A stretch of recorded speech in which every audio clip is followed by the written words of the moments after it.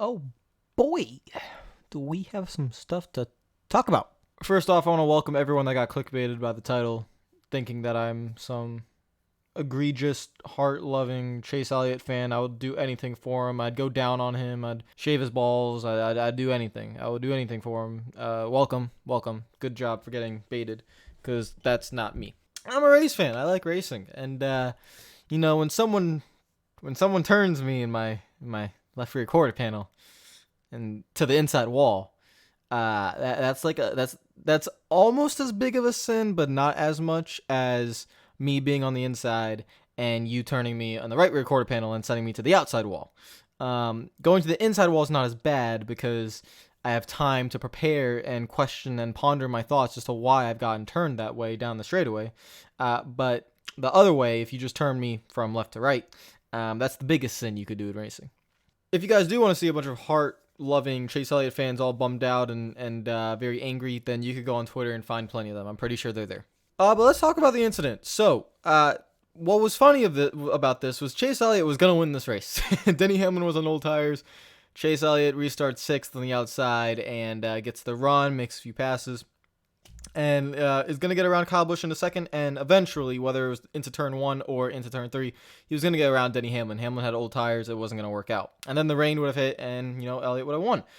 Even if the rain didn't hit, I still think Elliott had track position, probably could have won unless Harvick got up to him. But then, just randomly, he gets turned down the straightaway. And when you first look at this without any context, it just looks bad. And with context, it also looks bad. It's the cardinal sin in racing. Just don't turn someone like that down a straightaway. Because when you do turn someone like that down the straightaway, your first initial thought is that's intentional. Because you don't think that someone could do that by accident. Now, I will say the new era of NASCAR and how prevalent side drafting is makes this move a little bit more questionable in terms of intention.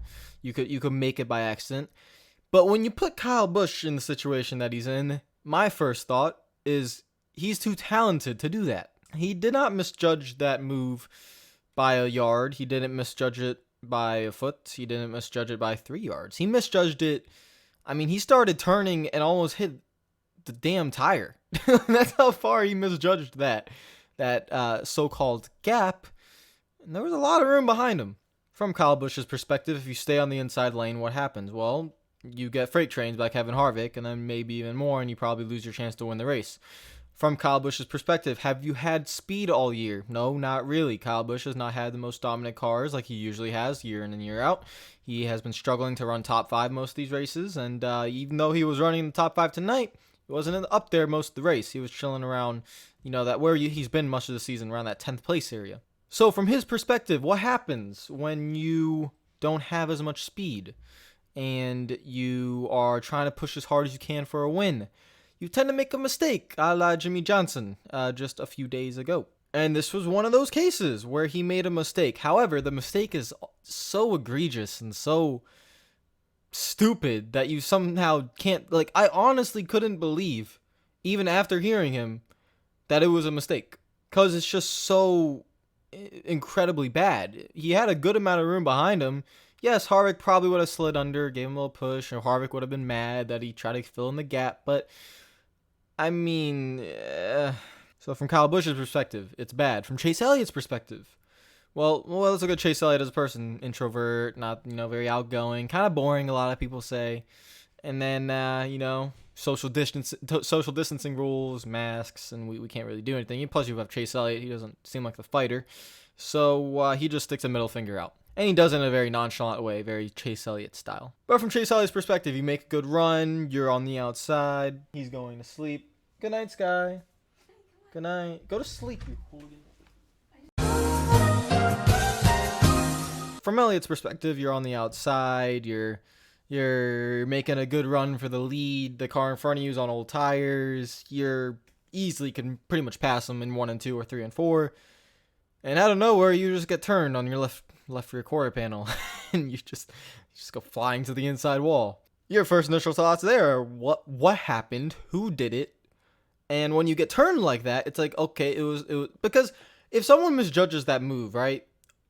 What would usually happen is you wouldn't get turned to the inside wall. You would get loose. You know, that car behind you would loosen you up by barely touching the quarter panel. You'd have to try to save it. You get misjudged. You'd still be angry at that, but you would still have control of your car. No, this one was just straight up, I'm going to take your quarter panel and give you no chance to save your car. So from Chase Elliott's perspective, it is just ridiculous. And I find it funny that Alan Gustafson after the race just stood there and looked menacing. And then there was a pit crew member for the 9 team that straight up looked like an NFL linebacker.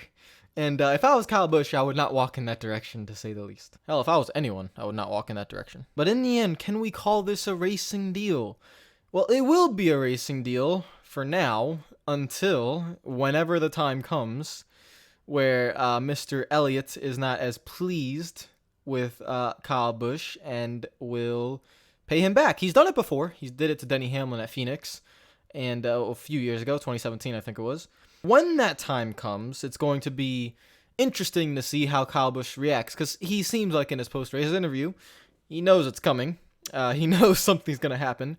Apparently, they're not friends, but they have a good relationship. So, like, you know, when you have a coworker that you don't really get along with friend-wise, but you kind of like them, you know, you respect them, so you just kind of, you know, go on your business. It's kind of like that. Kyle Busch and Chase Elliott are good coworkers. But now you could definitely see. Listen, Elliott might be quiet, boring, but if someone wrongs him, we've seen in the past, he's not afraid to race someone incredibly aggressively or, you know, end their day in specific ways. So I wouldn't be surprised if that happens, and what's going to be interesting is to see how Kyle Busch reacts. Now, why is this a big deal? It's a big deal because, number one, we need this kind of stuff. Number two, I wish they would fight, but they won't because of social distancing and because Chase Elliott's not a fighter. Number three is because it's Kyle Busch, and the way Kyle Busch is, he generates a lot of heat, because even when what's funny is, even when he apologizes, I love Kyle Busch. I think he's hilarious. I kind of understand the kind of person he is. I don't think he's the best kind of person, but I think he's hilarious as a character. Even when he knows he makes mistakes and he wants to apologize, he doesn't apologize in the right way. He apologizes in this cocky, arrogant kind of I don't care attitude. Like, I misjudged it. I know they're mad. What can I do? Like, when you want to apologize, you don't play it off like, what can I do? It's more like, listen, man, I'm really sorry. Like, I didn't mean to do that. But Kyle Busch doesn't care enough, you see. He doesn't care enough to do that with anyone. And that's just his personality. You could like it or not. But when your personality's like that, you're going to generate a ton of heat. From the fans, from fellow co-workers, co-drivers, crew chiefs, that just many people in the garage area. Listen, I know people within the garage area that have personally told me, like, they think Kyle Busch is an ass. Like, just straight up, Kyle Busch is an ass. And I'm just like, I didn't ask to be told that. What the hell? And so, like, when he apologizes, right, it doesn't come off the right way. And then the fans hate him, and we go through this cycle where, you know, a few years ago, everyone thought Kyle Busch would be as loved as Jeff Gordon one day. You know, when he gets older, I don't think that's ever going to happen. Just because his attitude, the way he is, it's not going to work. Do I love it? Yeah, I love it. I think it's hilarious. I think we need him in the sport. And just as a neutral, I think it's awesome. However, if someone did that to me, let's say Kyle Busch wrecks me like that, I mean, he just has the face, the personality, the aura of someone you just want to punch in the face if he does you wrong. Some people just have that. You could go to your local school and you have someone that just has a punchable face. You know, it's just, there's a little bit of mush in there. There's a little bit of, if you punch them, you would see the cheek kind of wiggle, right? And it would have a good punchable face. I don't know how to explain it more than that. And Kyle Busch is like that. He has a good punchable face. And so when someone wrecks you like that, especially when it's Busch, and he doesn't apologize in the kindest way, and he kind of acts a little bit arrogant. Well, not trying to act arrogant, but, you know, he's trying to apologize, but, you know, he just, like, plays it off. It becomes a point where it's like, okay, I don't like you. And that's why I think Kyle Busch has this reputation amongst the fan base that hasn't gone away. People just hate him.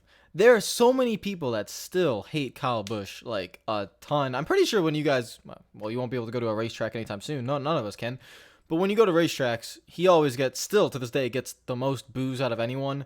And even in my opinion, I thought, like, it was easing up. Like, okay, people respect his talent. People can see how talented he is. You know, maybe they're going to start liking him, right? 2-time champion. Nope, no, people still hate him. They still hate him. And now, He has this tendency of wrecking the most popular driver. Everyone remembers 2008, and so that doesn't help either when he continues the beef with the most popular kind of guys. In other news, Denny Hamlin won the race, rain-shortened race. Did I think the race was good? Yeah, the race was great. This package at Darlington works pretty decently. I like the momentum in 1 and 2, but you still have to drive it in 3 and 4, and it works out well. I don't know. I kind of like it. I'm still waiting for my Gen 7 car, so my next gen car. So we're still waiting on that. That's still gonna be better than what we have now, but it was a good race, and we have something to talk about, which made me nice. I just wanted to focus mostly, guys, on the Kyle Busch situation because I find it really funny. What do you guys think? Honestly, I have this opinion of Kyle Busch where I respect him so highly, and I like him because he's needed in the sport, right? I like him. I don't like him as a person. Like, I wouldn't model myself after him if someone, like, if you're 12, 13, 14, if you're just a kid and you're trying to look up to a role model other than your parents, I wouldn't look at him as a role model at all. But he's funny. He's you need him. He's memeable. And he's top 5, most talented drivers of all time, in my opinion. So you have to have that, you have respect for that. But he's just, when he makes these mistakes, or he gets hot-headed and wrecks someone intentionally, which he didn't today. He genuinely made a mistake, even though I still can't believe he did. He just has a punchable face that you could just say, like, man, you're an ass. Like, you could just walk up to him and be like, you're an ass. You just look like an ass. You act like an ass. I still respect you. I like you in a way, but you're just an ass. And there's just some people like that in this world. You just gotta accept it. Still a nice guy, though. Just in an assy kind of way. So what do you guys think of Kyle Busch? I know a lot of you are probably going to hate him. Please don't, if you're a Chase Elliott, like, super hard to be, you want to be fan, don't let it, don't do what I did in 2017 where I said Denny Hamlin's a twat and everything else. I really like Denny now. And trust me, that was immature of me to do all that kind of stuff. It's funny. Don't bring too much hate to Kyle. You could dislike him, but don't send him death threats. Seriously, I've seen stuff like that happen over races in NASCAR where you send other people death threats. Fans will send death threats and stuff. And death threats are not fun, man. Like, you can never tell if someone's actually being serious now with the technology, like actually, de-doxing someone's house or something. I don't know. It's just like, don't do it. I'll leave it at that. I'll see you guys later. Hope you're having a great day. Subscribe if you're new. I don't really care, to be honest. I just find this race was just really funny to me. This whole situation's funny. And we have a great memeable photo as well. Look at this poor innocent kid with a middle finger. Come on, Chase. Bill raised you better than this. Take care, guys. Peace out.